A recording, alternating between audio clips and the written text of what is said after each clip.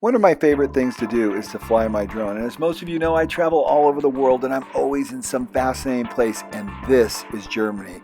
And I pull out the drone and I'm able to capture this amazing footage.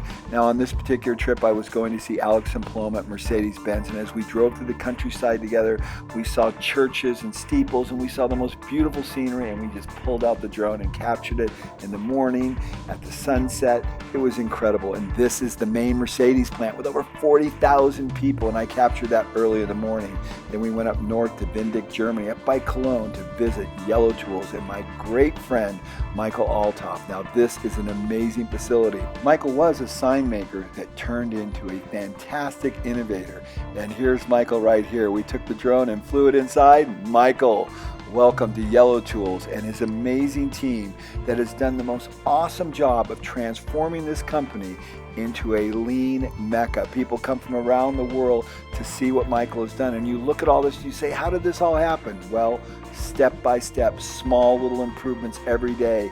His team works together. They 3S their facility. They meet as a team. They have a morning meeting. And I was there to witness and experience it because I've been there so many times and it's so inspiring to see all the things that Michael and his team make.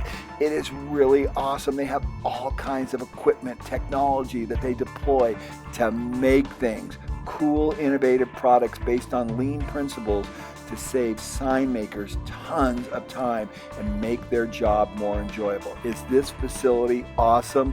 Wow, what a flyby. I think I've done a lot of drone work in my life, but I think this was really one of the most special ones because it's so substantive, because Michael has so much passion for lean, for teaching it to people. Then as we left Windig, we went over the countryside, and nothing is more beautiful than Germany. The green, the lushness. This is a magical place. Next stop, Valencia, Spain, to see my good friend Rafael, and he took me to the Ford plant. Now, this is one of the most state-of-the-art Ford plants. And see all those conveyor systems? Those are connecting to all the suppliers, bringing all the different parts into the main Ford plant. Wow, is it incredible. And Valencia is right on the water, and it is so beautiful. When I put the drone up and captured so many fantastic things. Now, this is a beautiful port city, and you will not believe the architecture because the Spanish, wow, I think they get it. They are so artful. And this is the main civic area where they have theaters and convention centers and places for people to meet and gather. And as we continue to fly down this corridor, now the aquatic center, kind of like their SeaWorld, and wow, was it beautiful as well. Drop the drone down, look into it, come up over the top of the whole civic area, which is so beautiful. Next stop, Lisbon, and we go to see my good friend Christine. And Christine is amazing. She works with the New England Journal of Medicine, and she has a beautiful home right on the water in Portugal. And I go visit her from time to time, and we got some amazing footage over the rice fields, dropping down, seeing the storks. It was so beautiful. Lisbon is one of my favorite places. Portugal is one of my favorite places. The people are so warm and so friendly, and I just love every second of being there. And Christine has so much passion, and this is her sister and her niece and her beautiful cork farm where she's building a ranch. We flew the drone out over it, and it was fantastic. And as we drove back to Lisbon, we saw the farmers picking the tomatoes, and this was a beautiful scene. How often do you get to see this? Drop the drone over the top, saw the workers working hard, waving at us, and then managing all the tomatoes. And Christine, her sister, and her niece sit and wait for us. And then we went up north to Oporto to visit Philippe and his family at Torah Granite. And they make fantastic granite countertops, and they're another lean fanatic company just like Michael's. They've only been doing lean for 1 year, and they are doing such a fantastic job. And we had a wonderful barbecue in their backyard with Philippe's father and his mother. And then next, Kazakhstan. I've been traveling to Kazakhstan about every 8 weeks, and this time they took me out for a little R&R to one of their lake houses, and man, was it fantastic. And see this little house here? That's their sauna house, and we had a fantastic time going in the hot sauna and then jumping in the cold lake.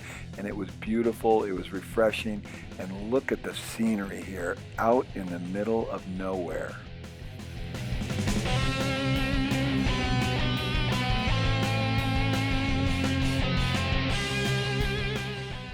And next, into the capital of Astana. And now this is where the BI group is building over 2 million square feet a year, and their construction sites are nothing short of astounding. Look at the number of cranes. I recently had someone say they went to Nashville and they saw like 10 or 12 sky cranes. You see 100 sky cranes in a single job site in Astana. The place is booming, and BI is doing a lot of that work, and their work is really beautiful as well. The city is spectacular. It is the capital. It's the seat of government, and they are building a lot of fantastic projects. Now, this economy is basically based on oil. It's quite wealthy. Of course, the cost of oil is down right now, so the economy is going through a little bit of a lull, but that's okay. They're managing it, and they're figuring it all out. And yes, these are almost all BI projects. Can you believe it? They build everything from condominium projects to residential projects to road construction, railroad, you name it, they do it. And this is an overview of the city of Astana and a beautiful residential development that they did. Now, this is another huge project, the World Expo Center, where they're building thousands and thousands of square feet. It's going to be ready in 2017. And the team that's building this, they are exceptional as well.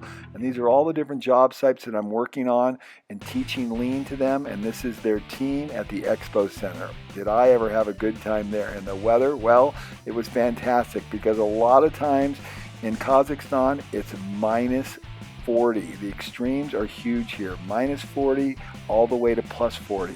And this is one of their most beautiful landmarks. And unfortunately, the drone got away from me on this one, and radio signal failed. And for whatever reason, it flew right into this building. But remarkably, the drone survived this. It's almost hard to believe, but because it rolled down this ski slope, if you will, it wasn't really damaged other than a few propellers that I had to replace. But other than that, it was ready to fly the next day. The hard thing was finding it, because I lost communication. I had no idea where it was.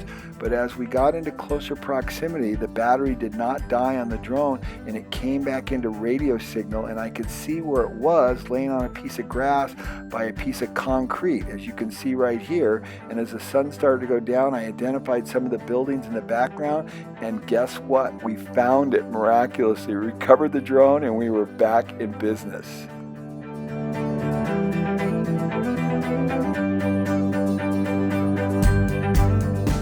And then on Sunday, Aiden, the president of BI Group, took me out for a little sightseeing, and I flew the drone all over Astana and some of the other landmarks, and boy, did I get some amazing footage, and it was a beautiful day. And that is the Presidential Palace, and then over some of the civic areas and the auditoriums and the museum areas. Is really one beautiful city with some fantastic architecture. And next, Thailand, one of my favorite places in the world, where the beaches are so warm and you never have to wear a wetsuit, and the surfing is fantastic, and the sand is great, the people are friendly, the food is excellent. Everything about Thailand is so amazing, and especially the drone work you can do. The weather's generally pretty good, and I can follow and track some pretty awesome sites. You know, I've always heard people talk about Thailand and how special it is, but you really just don't know what they're talking about until you go there. Almost hesitate to say anything, because then everybody will go there. But you know, it's pretty reasonable. There aren't a lot of people there, and this is one of my favorite things to do, is surf in their surf wave tanks. And it's so good because you get a lot of great practice. You get about an hour session, but I have to tell you, it hurts when you fall down, because that surface is pretty hard. It's not quite like falling in the ocean. Of course, the waves are not battering you quite as bad here, but I'll tell you what, it's not as easy as you think, but it's pretty cool. Now, this is a beautiful place called Kata Rocks. It's built right out on the peninsula, and it is a beautiful place. And I actually got to go and tour here and swim in the pools and see this fantastic development that was done by an English guy. What a vision. It looks just like a sailing yacht, because he's big into boating. What a beautiful development. Now, this is all located in a place called Kata Beach. It's one of the smaller, more intimate beach areas, and it is so beautiful. I've stayed there many times. Everything is fantastic about here. The walking in the morning is great. The swimming, it's so warm. And this girl, well, she wanted to say hi, so I had to stop and say hello as well. Now, it just happened to be that the King's Regatta was happening when I was there. And this is where sailing boats come from all over the world for about a week. And they have daily regattas out in the ocean. It is just really a fantastic time. And in the evening, they all come in and cavort in the restaurants in town around Cotta Beach, and I captured some of that video at sunset, and it is just such a beautiful place. And then to end it all off, I flew up over the big Buddha that overlooks Cotta Beach and Caron Beach, and this is where I actually lost the drone, and this is the end of the footage because it disappeared on me. But of course, I got a few more of me surfing. I'm not quite as good as some of the other guys, but man, did I have a great time in Thailand and around the globe with the drone. Well, the next stop is Ningbo, China. Now, China is one of my favorite places in the world too, because this place is on steroid. The building, the architecture, everything that's going on in China is like nothing I've ever seen anywhere in the world. So I put the drone up in the air around a construction site where they're building a huge freeway development. You can see all the posts for the freeway, and then look at the size of this freeway interchange here, and then all the building that's going on everywhere. Notice the distance I'm flying. I'm flying literally miles. I'm located just to the left here in this condominium project, right down low, and I zoom by that and go up over the river and out by the bridge and over to another condominium project. It's really staggering the distances that I'm able to travel with the drone. It's really crazy. Now check this out. Look at this beautiful bridge they built. And we'll just do a quick slow by right there. Take a look around. Now see this condominium project on the left hand side? That's actually the last place I saw my drone because I lose it in there. So what's going to happen now is I go across the river to get another shot because I want to fly into this condominium development because there's literally 10,000 units being built. Look at the size of this thing. It's crazy the size. So I want to fly into that and kind of get a perspective. And when I go in there, I lose radio signal. So I've had 9 drones now and only lost 2 of them. And this is the second one I lost. I went right in between these buildings and all of a sudden lost radio signal. I thought it would have come back to me, but for whatever reason, it just disappeared. And I think it went in the river.